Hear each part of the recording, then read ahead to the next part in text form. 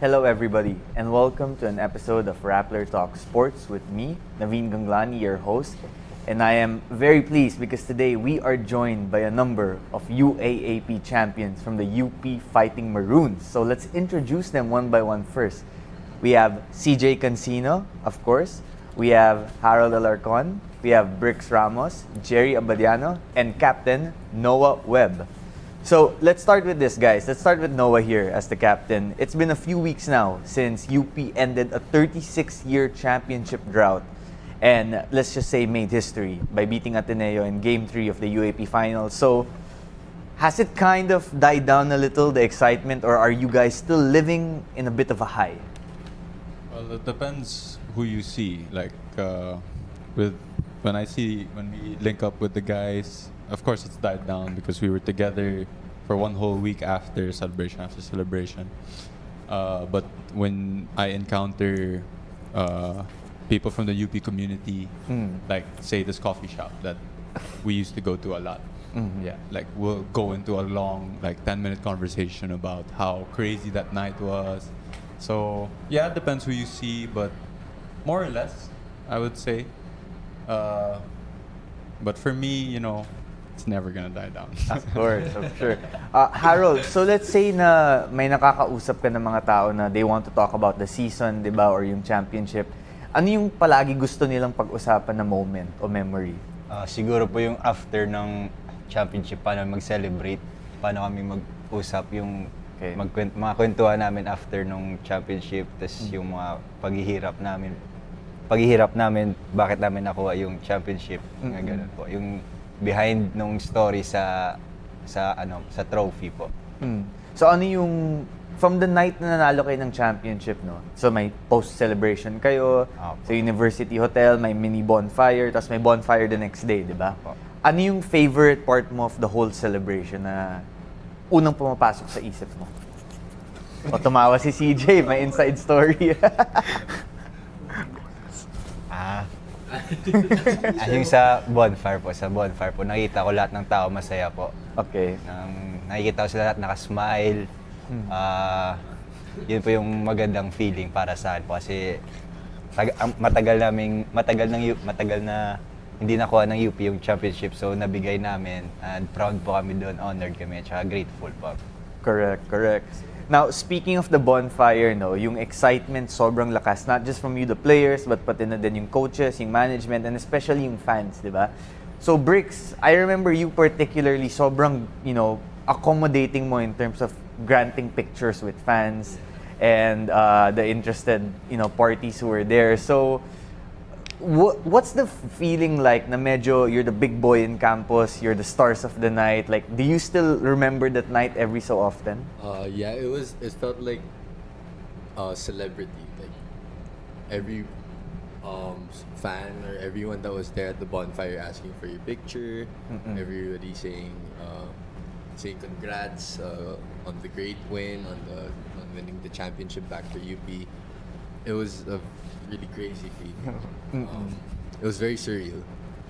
Like, you're there for, how long was the bonfire? 3 hours. 3 hours. Just pictures, everybody taking pictures, everybody celebrating with us. It was awesome. What's the comment from a fan that you remember the most from that night? Like, di ba sometimes fans have interesting comments or questions or requests? What's one that you won't ever forget? Pogi mo. I have one. Okay, go for it, Noah. A fan gave Brix crochet sunflower. Wow. Yeah. Do you still have it? I have it. You have it. Wait. You got it? Yeah, that's with me. I'll give it back. Okay. That's with me. But yeah, that was actually really cute. So Noah, where do you hang it? Do you keep it somewhere? It's just I'm kind of still moving back into my room. Okay. So it's on my desk. So what are the chances Brix is gonna get it? Oh, he's gonna get it if he remembers. Okay, let's go to you, CJ, because of course, CJ, UP wasn't your first school in the UAP. You played for UST before. Was this what you envisioned nung lumipat ka sa UP? The chance to not just win a championship, but win a championship that will be remembered more than the rest? Well, actually, hindi. Kasi ang lagi ko lang nasa isip kapag pupunta ako sa isang team is to win a championship. Gagawin ko lang yung best ko kung ano man yung maitutulong ko sa team. Tapos siguro, reward na yun kung masama ako sa mga maaalala ng mga tao. So, yun. Interesting. Now, let's go to you, Jerry, no? Because, of course, you were part of the fabled group of NU Bullpups na nag-champions na lumipat sa UP for college. So, just compare yung culture na na-experience mo as a Bullpup compared to as a Fighting Maroon. Actually, hindi naman, wala naman pinagkaiba yung culture ng in terms sa paglalaro or sa team mismo, wala naman pinagkaiba kasi same lang naman yung system na tinatakbo ni Coach Gold nun sa NU. Yung siguro yung sa community lang siguro kasi yung sabi niya Briggs at Noah kanina na after ng championship wala naman kaming ganong event yung mga bonfire, ganun. Baka nabigla rin ako na ganun pala karami yung sumusuporta sa UP. Hindi lang sa Diliman, pati rin sa ibang UP, like yung sa Los Bañas, sobrang dami talaga yung sumusuporta. Tapos eventually, alam ko magtutour din kayo to like different campuses around the Philippines. So parang Beatles kayo to some degree, di ba? Visayas, Mindanao. Exactly. Pupunta tayo doon? Baguio. Lang. Tingnan, we'll see, di ba? So, Jerry, you were a starter for some games na medyo role player ka. And then, some games, you played a lot of minutes, some games, hindi masyado, no? But yung naging evidence sa'yo is as the season progressed, gumaling yung laro mo. Now, naging comfortable ka ba? Like, as the season progressed, ano yung reason for parang the steady improvement?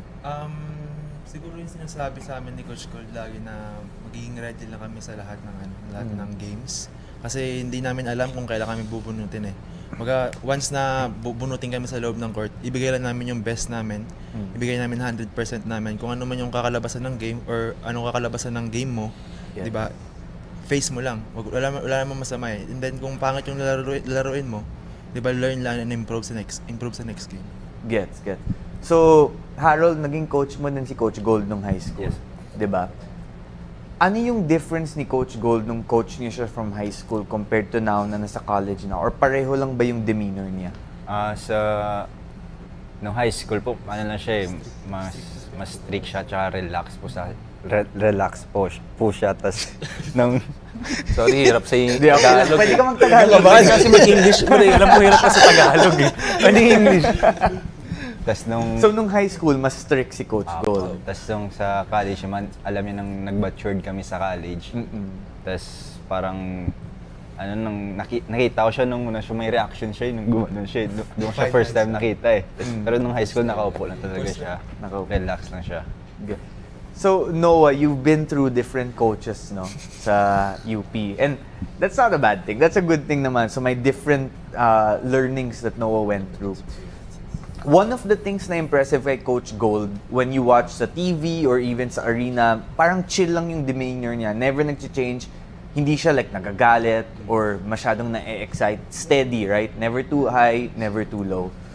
Compared to the other coaches you've had throughout your UP career, what makes Coach Gold different, makes him stand out almost? Well, like you said, he doesn't really have his emotions on his sleeve. And when in the game of basketball, which has a lot of ups and downs, it's very reassuring to look to your head coach and see that he's calm, right? He has the other coaches for that. Even Coach Bo is there in the sideline, and he still has room to talk in the locker room, Right. and so he's still there for that. I guess what makes Coach Gold different is he's the calmest coach in those situations that I've ever had the opportunity to play for. How about in terms of Coach Gold's X's and O's basketball IQs?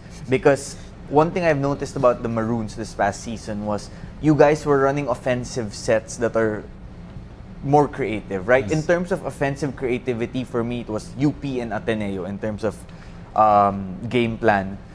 When was the first time you really kind of realized, wow, Coach Gold is kind of a basketball genius? Yeah. I would say like when he started introducing the plays, the first plays, and also the principles or his philosophy behind it, which is create and exploit advantages. So, like he says, these plays are all opportunities to get that specific player an advantage. And if there's no advantage, swing the ball. Or create advantage and then exploit. So that could either be create and score or create and pass.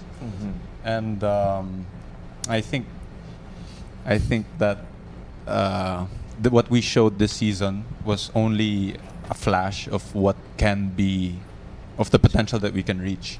So yeah, I'm excited for how the team is gonna play, or how the team is gonna play this coming season. So would you say that UP hasn't even hit its full potential yet? Definitely. And what makes you say that? Because of the plays or because there might be new players coming in? No. Because of how we haven't really had the conventional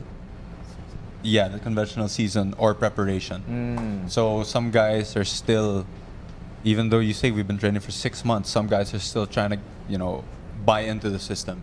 So when everyone's fully bought in, I could say that the whole style of play will look a lot smoother.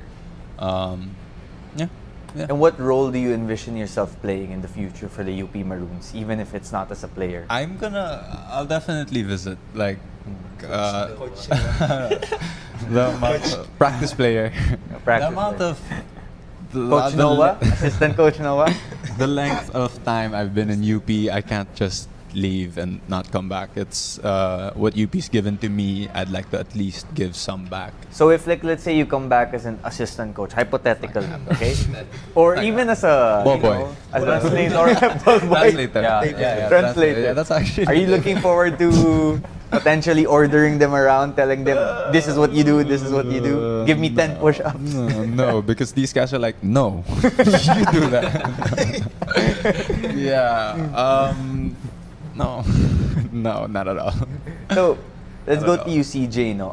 So, CJ, you have been part of a team that made the finals before with UST, diba? So, you know even before you played for UP, alam mo na what it takes for a team to compete in the finals. When was the first time na medyo na-realize mo, itong UP team na to, we can go to the finals and we can go win the championship? Well, actually, umpisa pa lang nararamdaman ko na may chance kami. Nung palagi kasi kami nag-uusap ng mga teammates ko dati sa UST and parang hinahamon nila ako na kaya niyo ba Ateneo, kaya niyo mag-finals. Hinahamon ko din sila na, sige, pustahan na lang tayo. Na, Sa mga former teammates? Oo, yung mga former teammates ko na, sige, pustahan na lang tayo, kayang-kaya namin talunin yung Ateneo. So, ganun ako confident na kaya namin pumasok ng finals, kaya namin kunin yung championship. So, Magkano nanalo mo? ang pustahan namin, sabi ko, yung 20K ko, tamang 50K. Kasi di ba masyado mataas yung ng Ateneo. So yung odds mo Oo, maganda? yung odds ko mataas kasi marami sila actually marami sila Sabi ko, sige, pagpupunan yung 50K, tapos 20K pusta ko, tamang 50K. Pero hindi naman sila lumaban So, pero binayaran ka nila? Hindi, wala. Hindi sila lumaban hinahamon ko lang sila na gano'n. Parang mataas yung confidence ko kasi na kaya namin talunin yung Ateneo dahil yun nga, Coach Gold and alam mo naman yung mga teammates ko na winners mentality. So, yun. So you made it all the way to the second seed, 'di ba? Kayo na yung magiging second seed papasok ng Final Four. And then there was the last elimination round game against Ateneo, right? There was a scary incident involving you sa Nemo that forced you to miss the first 2 games of the Final Four against LaSalle and the first 2 games of the finals against Ateneo. When the injury first happened, was there that same scary feeling when you tore your ACL as a rookie? Oo kaya nakahawak na lang ako sa mukha ko, iniisip ko na 8 months, Yes. opera, Rehab. So kasi same feeling kung paano ako bumagsak nung na-ACL ako sa left knee.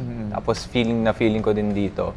Pero nung pagpasok namin ng locker room, hindi ko kasi siya ginagalaw kasi alam ko parang ACL na, tanggap ko na ACL na. Parang reality Oo, na. sabi ko, yung mga pumasok na sa isip ko, yung therapy na naman, yung mga boring na therapy. Oo. So yung mga, hindi na naman ako makapaglaro ng mga ilang months. Right. Pero nung mga unti-unti kong ini-stretch, bigla siyang tumunog na malakas tapos yung patela ko bumalik. Tapos doon ako nagka-chance na sabi ko baka hindi ACL. Kasi nung time na na-ACL ako sa left knee ko, Yes. hindi ko siya talaga magalaw eh. As in, parang meron siyang, parang naano yung daliri. Parang may tumutulak sa pababa. Oo, na as in, hindi mo siya magagalaw ng up and down, hindi mo siya matutupi. Right.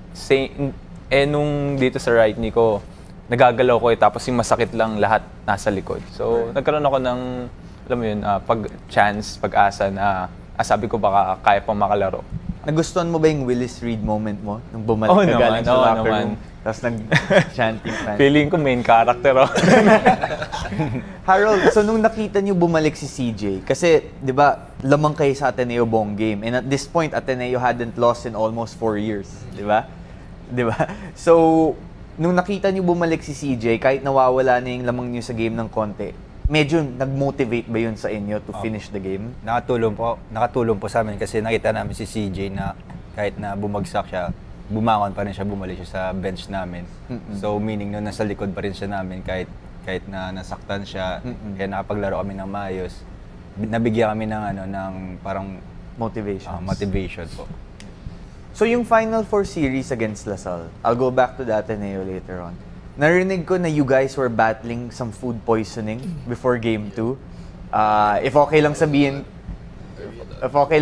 ko, you guys were puking ata some players daw, medyo nagpupuke, medyo may diarrhea daw yung iba, di ba? Bricks, take us through the day. Kasi ang short ng rest days niyo, di ba? It's like play Wednesday, rest Thursday, play Friday. And then may food poisoning pa kayo in between, di ba? So, ano yung situation sa dorms, sa locker room? Like, was it really like, lahat kayo may flu game type? I'd say about more than 5 players, right? Am I allowed to name them? Me, James, CJ Katapusan. Yes. Sino pa? Bismarck, RC, Anton. There are a bunch of us.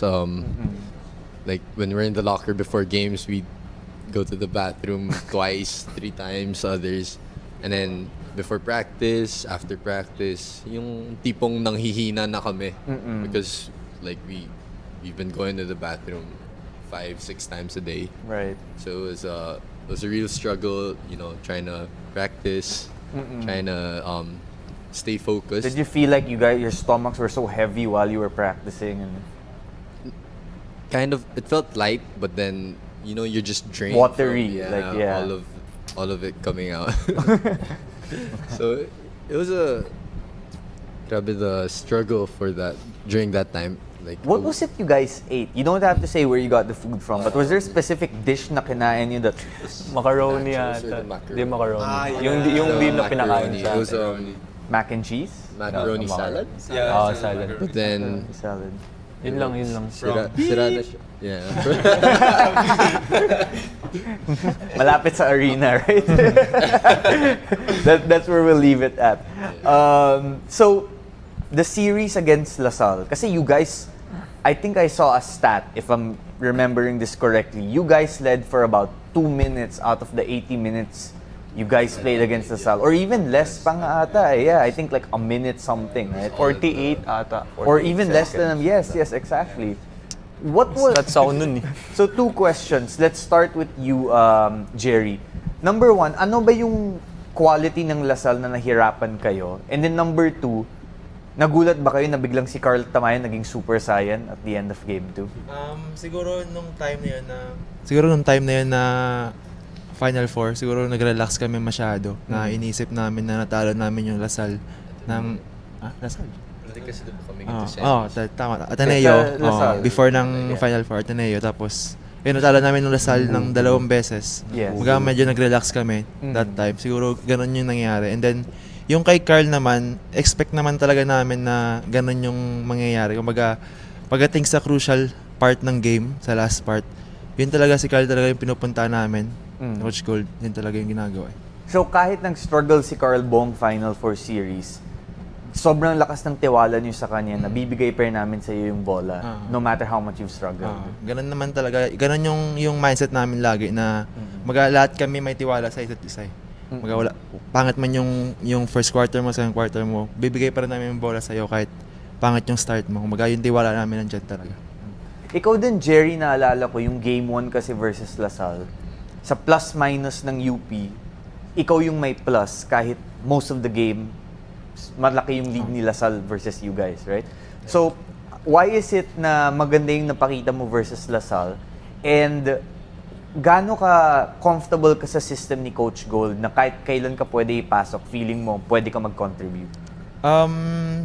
Sinabi ko kanina ng question mo, sabi ko nga, ready lang ako lagi na kahit anytime na ipasok ako ni Coach Gold, kung ano yung may tutulong ko sa team or ano may contribute ko sa team, bibigay ko lang talaga. Siguro yung time na yun na sa akin napunta yung bola na nakaka-shoot ako, siguro bonus na lang para sa akin. Kasi yung iniisip ko talaga is every time na pumasok ako sa loob ng court, bibigay ko lang talaga yung best ko. Gets. Can I cut in? Yeah, sure, go for it. Lasal game 2. Oh, I think that Lasal game 2, being on the bench and watching the 5 on the floor, it was Harold, at the end of the game, Harold, Maymay, Jerry, Malik, and Carl. I could feel the connection that these guys had. The Bullpups connection. Yes, exactly. Bullpups plus Maymay and Malik. It was something to watch. It was really. I was happy that they were on our team. Yeah, so I think that was something that obviously that they, had the, had to say. It was very safe on the bench. Like, you could Secure. breathe. Yeah, secure. Yeah. These guys were like hellhounds. Right. Yeah, and yeah. I want to talk about Malik. It's a good segue now because Malik won finals MVP. And UP had struggled for years containing Ange Kwame, right, in past matchups. And this year, it felt like you had a better shot against Ateneo because you had someone who had the height and length to kind of counter Kwame, right? But there were some sacrifices made, right, for Malik to really shine towards the end. Number one, I believe that during the second round, he was fasting for a lot of the games you guys played because of Ramadan. He's a devout Muslim. And correct me if I'm wrong here, but I think there was also a moment in the first round where Malik wasn't getting the ball as much, and you as a team had to have a talk with Coach Bo and maybe make more of an effort to get Malik more involved. So could you just provide some context on this? Well, first to address, okay, let's start with him not getting the ball. That was the story. That was the story of our team. Like that was the problem. That was one of the only problems that we had. So working on getting Malik the ball was sort of working on getting the ball moving. So once we figured that out through a number of team meetings, yeah, a number of team meetings. A number is like how many throughout the not season? even that. It was like we had like 3 or 4. Okay. And then we would have viewing like every. What? Smooth sailing after. Yeah. So so we had the team meeting, and then we'll have viewing like after every game, just to process everything. So that's one of the things that helped us get the ball moving. And I guess the second one for the Ramadan, that was really like after during the game, we would really ask him like, "Yo, how are you feeling?" Yeah. There are some days that I don't know if I should say it, but No. so yeah, never mind. We'd always check up on him. Yeah. Let's just say that we did what we could for him. To eat 6 onwards, right? Yeah. For an hour long. Yeah. I don't know if I can. No, it's okay. Whatever Yeah. you can say. Yeah. Let's just say that So every had- 6 p.m. we'd give him Yeah. food. He drinks his way. Yeah. Even during practice, he'll go to the side window and say, Yeah. Right. "Yes, Ramadan," and we don't want him fainting on us. Yeah. Yes. There were just some times where he was dizzy, and he had to do what he had to do. Yeah. So let's just say that. Right. Okay, so let's go to the finals now, right? Of course. So it's the moment of truth. And at this point, natalo nyo na yung Ateneo sa elimination round. So you kind of got over that hump na we can actually beat them, right? Yeah. It's different when you tell yourselves, kaya natin sila talunan compared to when natalo nyo din sila. Yep. So what was the confidence level entering game 1, especially following an incredible comeback against Lasal? There was such a short break, diba? You couldn't really ponder on that Yeah. because you had to move on kaagad, diba? So how high was the confidence level going up against Ateneo in Game 1? And the second question, we can have all of you answer this, whoever wants to pitch in. The second question naman is, what was the vibe during your timeout or in the bench when Ateneo went up by 8 with like 2 minutes to go? Game 1. Okay, so the game, like the... What was our confidence Yeah. coming into the game? Well, I think right after the win, it was very high, of course. But then in the locker room, our coaches and us players, we'd remind one another to stay, Harold, stay, level-headed. Stay ano yan? Stay level. Stay level. Yeah. And Harold also, lagi nagsasabi, stay level. "Guys, one of one of our favorite sayings is "Job's not done." Job Yeah. done. Yeah, Kobe. job's not done. Kobe. Yeah. Kobe. So, but then I think it was a big thing that, we beat Ateneo and the confidence that it gave. For sure. Yeah. Because, you could feel it during practices and in the locker room. I also think that like the difficulty we had playing LaSalle helped us be ready for Game 1 Ateneo. Yeah. Because coming into LaSalle, we were already kind of complacent, and then we lost the first game. So Like a wake-up we call were, for us. it was a wake-up call, and we were like, let's not let this happen Game 1 against Ateneo. So it mentally readied you. yes. Mentally Yes, ready. for sure. CJ, watching from the bench, Ateneo goes up by 8. Looks like mananalo sila Game 1. May parang regret factor ba nung early on sa Game 1 na sana pinilit ko na lang or wala naman? Wala naman kasi kilala ko yung mga teammates ko eh. Kilala ko na yung mga past games namin ng first round and second round. Sanay kami sa mga ganun laro eh. Right. And siguro dahil naranasan namin yung mga ganung laro, na-prepare kami para sa, alam mo yun, sa finals na dikdikan, kahit lumamang kayo in 2 minutes, kaya namin dumepensa, kaya namin habulin yan. Kasi ganun kami. Parang na-mold kami na hindi kami susuko kahit nasabihin mong 1 minute na lang yan, lamang kayo na malaki. Tatapusin namin hanggang sa mag-buzzer. So siguro nasanay lang kami na ganun. So Game 2, lamang Ateneo double digits, humabol kayo, you guys take the lead in the fourth quarter, right? And you could kind of feel it na in the arena na, wow, is this actually going to happen, di ba? And then Ateneo gets defensive stops, gets some easy layups. Medyo may turnovers din kayo towards the end of Game 2. I think it's safe to say na a lot of fans weren't happy with how Game 2 ended, right? There was criticism, of course, for some members of the team also. But Harold, as a team sa locker room after Game 2, paano nyo na how did you deal with the disappointment of the defeat to move on kaagad? Siguro, kinausap kami after ni Coach Gold noon, lahat ng team na walang sisihan sa mga ganong situation. Kasi honest mistake naman lahat ng, di naman sinasadya lahat ng mga mistake eh. So, yun lang kailangan lang namin na i-recognize yung mistake, tas move on, mag-learn lang sa mistake. Tas yun nung dala namin sa Game 3, lahat ng mga learnings namin, na-improve namin, napakita namin kung anong mga bagay na di dapat gawin tsaka yung mga dapat gawin. Kaya, yun po. Right.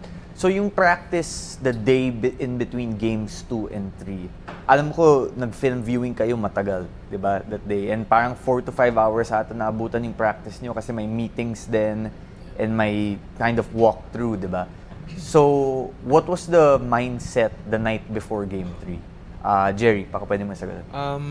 Sa amin siguro yung iniisip namin is last game na talaga siya eh. Maga do or die na eh. Wala nang game 4, wala nang game ano. Maga bigyan na namin yung pinaka-best talaga namin para makuha namin yung championship na para talaga sa team namin, di ba? Maga kung makuha mo namin yung championship na yun, maga history talaga siya eh. Diba, 36 years, di ba, kalain mo na ganon katagal na hindi nag-champion yung UP tapos rookie pa yung coach, di ba, nakuha naman yung championship. Exactly. And yung record nyo against Ateneo ended up being 3-2. You beat them 3 times while they hadn't lost previously. So that's another major accomplishment, no? CJ, alam ko na kwento mo na to a little bit, but walk us through the highs and lows, emotional moments, and the decision-making of whether or not you were going to play entering Game 3. Simula tayo sa Game 2. Kasi nung Game 2, nag-test kami before a game day. So medyo may naramdaman ako noon tapos hindi na namin pinilit. Just to confirm, you were able to jump up and down, di ba? Pero mahirap mag-side movement. Nakapag-side movement ako noon, pero nung paunti-unti kasi yun parang papunta ng game pace, tapos nung nasa game pace na ako, nung nag-change direction ako, biglang parang may gumalaw sa likod.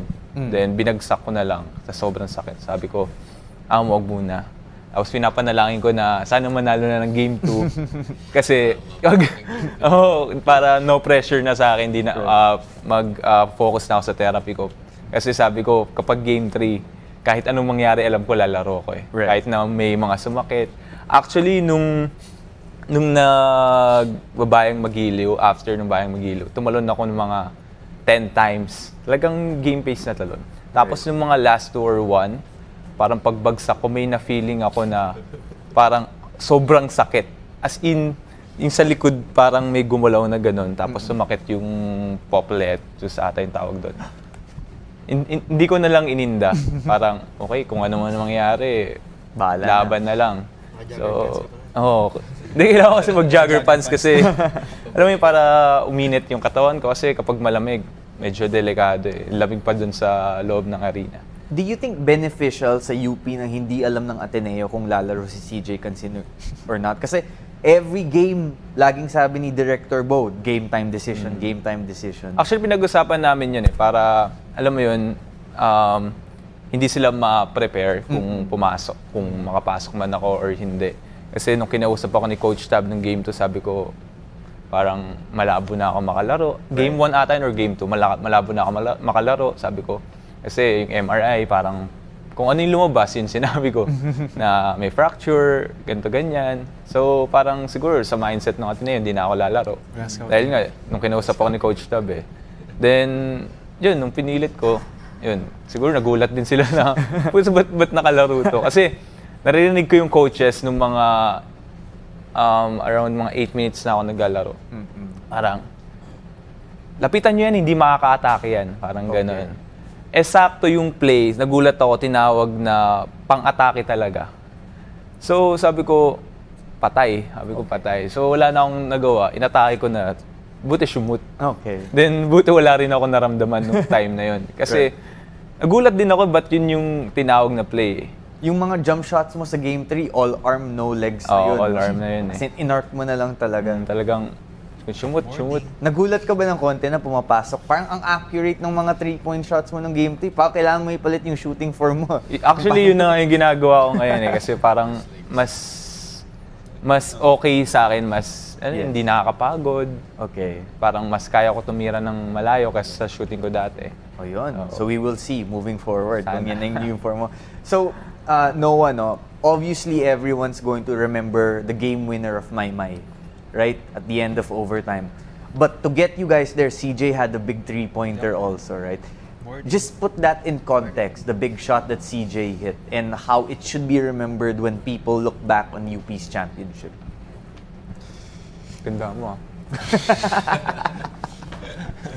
I think that a lot of stars had to align for us to win the championship. Yes. And my shot was just the last star to align. So I guess when people look back at this championship, I want them to look at the whole sequence of events that led us to here. That LaSalle comeback, that was insane. Also, Zav Lucero's heroics in game 1 also, right? Yeah.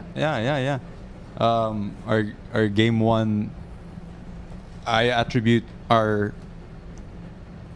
the chance that we got to win game 3 because we won game 1. If we lost game 1, obviously it could be a very different story. Yeah, James had a big shot game 1. CJ naman had a CJ had obviously the boarding NBA range. Yeah. James also had a major win on Twitter. Yeah. May Twinichi Jameson against LaSalle, game 2. Just putting that in there. Anyway, go for it. Yeah. It was funny. It was unrelated, but it was funny to see CJ playing because it was so obvious he couldn't play defense. Right. But he was like, but he was making all his shots. He would and get like- frustrated by on the bench. Yeah. Like him getting a blown by. Yeah, Tapos yeah. getting sub. Good. Yeah, di talaga makagalaw eh. But yeah, obviously, Mai had that big game-winning shot, but we wouldn't be there without everything that happened before. Well, maybe one day we'll get the full story on CJ's blog. Vlog, Vlog, right? yeah. YouTube channel, guys. Check that Meron out. pa ba? Meron bubble. Oo, nasira yung ano eh. Tapos na, wala na. Ayaw ma-save. So, Game 3 against Ateneo, Gian Mamuyak hits a couple of huge shots. Credit to him, right? Some major shots. Jerry, ano yung feeling after lumamang yung Ateneo in overtime? Paano nyo na-find yung strength na lumaban pa considering muntik na matalo? Kasi yung tinuturo sa amin ni Coach Gold lagi na okay lang eh. Kumbaga, yun yung tinuturo sa amin na kahit magkamali man kami, makashoot man yung kalaban, move on na agad sa next play. Kumbaga, hindi kami pwede na magstay sa ganong situation na nangyari. Kumbaga, move on agad, next play agad. Siguro nung lumamang yung Ateneo, iniisip namin na wag sumuko. Ganun naman talaga kami lagi eh, di ba? Sa lahat ng games namin, pag lumamang yung kalaban na di lang talaga kami susuko, bibigay lang namin talaga yung lahat namin. Right. Okay, so the final play, yung game winner ni Maymay. So, ironically, before that, there was a pick and roll where Malik got an open dunk, right? And if you look at the replay, part of the reason why Ange doesn't go up to Maymay is because he's kind of guarding Malik's drive then, right? Yep. How did Coach Gold set that up sa timeout, that play? Or was it just Maymay making something out of nothing? I think that was...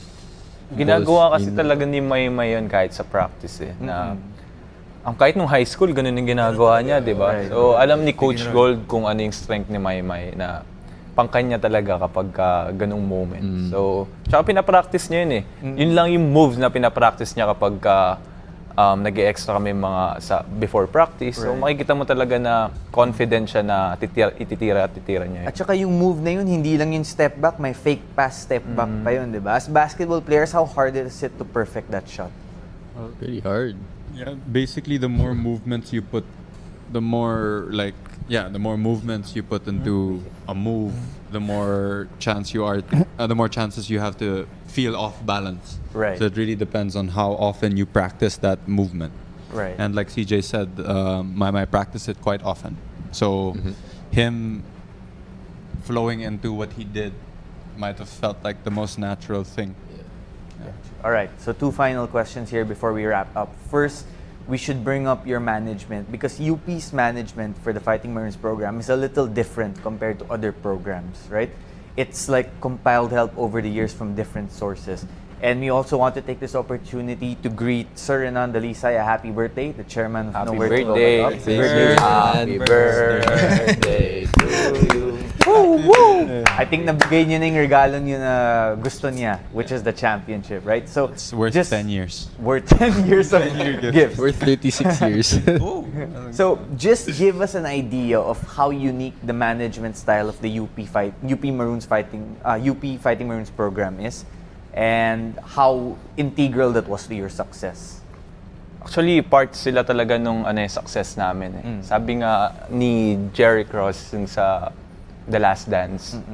Hindi ko maalala yung English eh, pero hindi talaga mananalo yung Tagalog. team Yeah. kung yung mga players lang. Kailangan talaga ng management. Yes, yes. And as a player, nafe-feel ko yun eh. Kasi sobrang hirap na sa practice. Tapos, alam mo yung merong tutulong sa'yo kapag after ng mga practice, alam mong may mga sumusuporta sa'yo na management. So, hindi mo na masyadong iisipin yung outside the court. Kasi Right. sila nang bahala dun. Parang kami na bahala sa inyo. Maglaro lang kayo, mag-aaral lang kayo. Basta kami na bahala outside the court, off the court. So, Right. sobrang importante nun dahil yung time management sa amin, yung time na dapat ipahinga na namin, nabibigay. So, ganun ka-importante yung management para sa amin. So you can just focus on basketball talaga. And study. And studies, of course. Nice. Student athletes. I like it.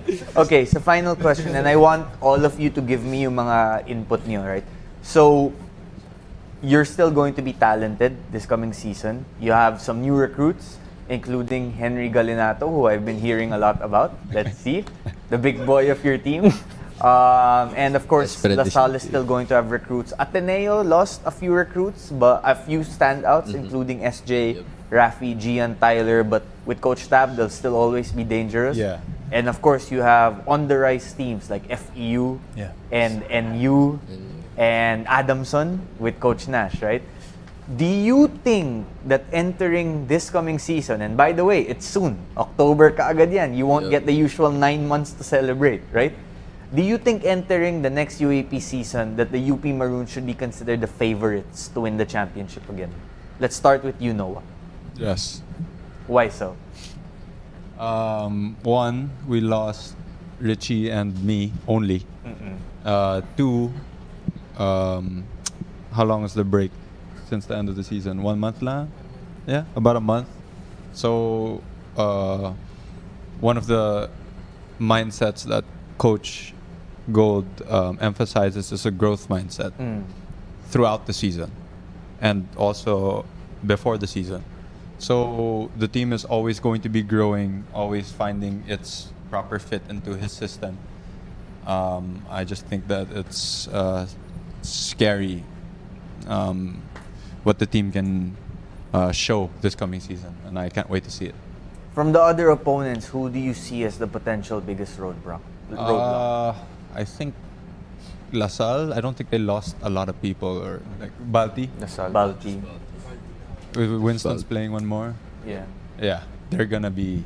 And Lohera pala. Yeah, they're gonna be. those No, here.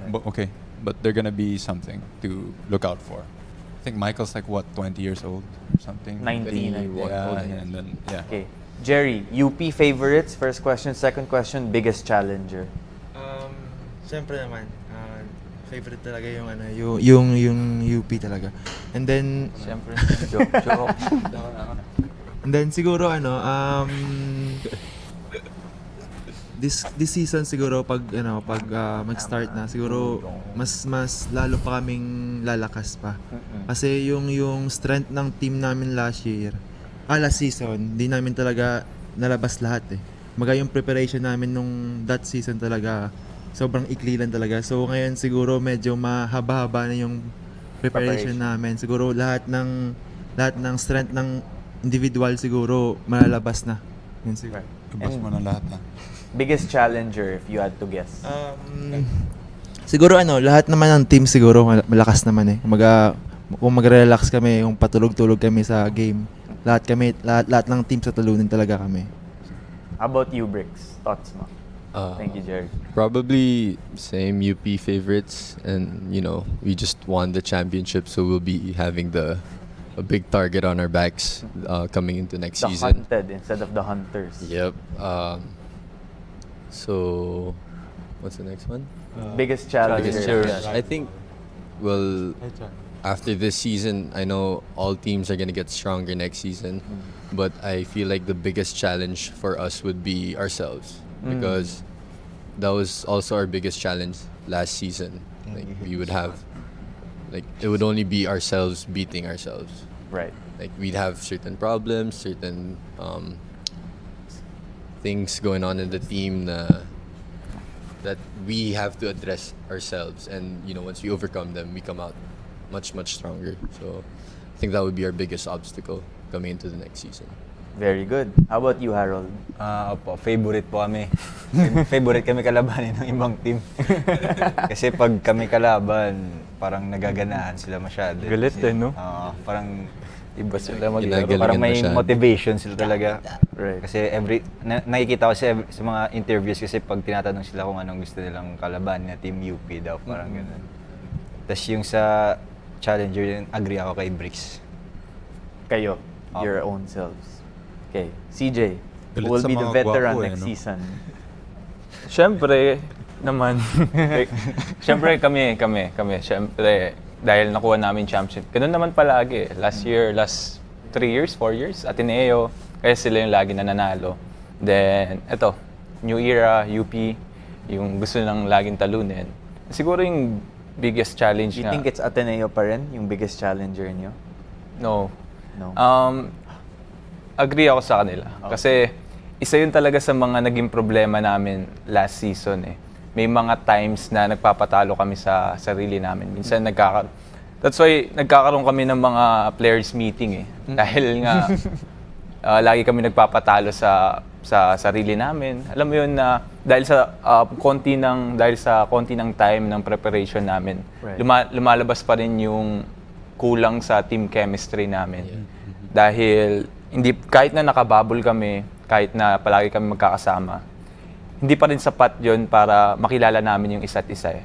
Right. Pero dahil yun, mabibigyan kami ng chance na makapag-prepare ng mahaba, siguro mas makikilala namin yung isa't isa, mas makilala namin kung paano gumalaw, kung ano yung weakness, kung ano yung strength, kung paano ba siya gumalaw kapag may mga nangyaring ganito. And siguro magdedepende na lang yun kung paano namin i-approach yung magiging sistema ni Coach Gold. Kasi nga, syempre may konting pagbabago yan dahil may mga papasok naman na si Henry, na mga big names, na mga magiging isa sa mga, alam mo New yun, recruits, yes.